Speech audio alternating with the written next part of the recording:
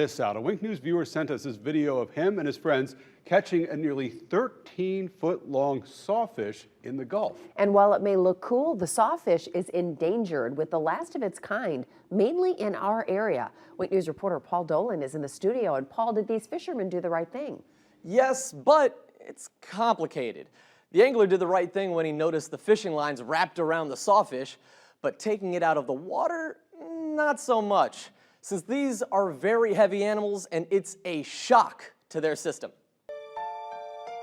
Mac Johnson started the new year by reeling in this 13-foot-long sawfish, armed to the teeth. Once we saw the bill come out of the water and start shaking, it looked like someone was sitting there waving a sword in the water. But Johnson quickly noticed that this endangered species was in danger. Got the bolt cutters, cut the line that was entangled his rostrum, got our line off of it, got every single hook, and it also had some other smaller fishing hooks hanging out of its mouth. And we were able to get all that hardware and tackle off his mouth. According to NOAA, sawfish use their rostrum to help detect electrical pulses from prey in the water. And if fishing line wraps around and constricts their rostrum, their vision can become blurry.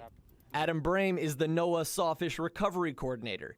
He explained the dangers. Fishing gear or other marine debris gets wrapped around the rostrum. It can start to cut off circulation to that part of the body. We have images of sawfish that, are deformed essentially through time as the constriction gets more and more as that fish grows. And the flattened rostrums can be targets to some people, like this dead sawfish found last January at Geiger Key.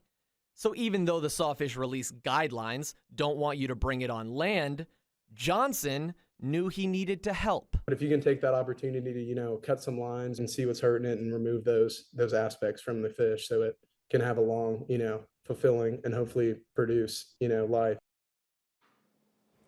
Now, after cutting the wire and the hooks from the sawfish's mouth, Johnson and his friends released it back into the water. And if you accidentally catch one just like Johnson did, you're asked to call the number on the bottom of your screen and call FWC promptly.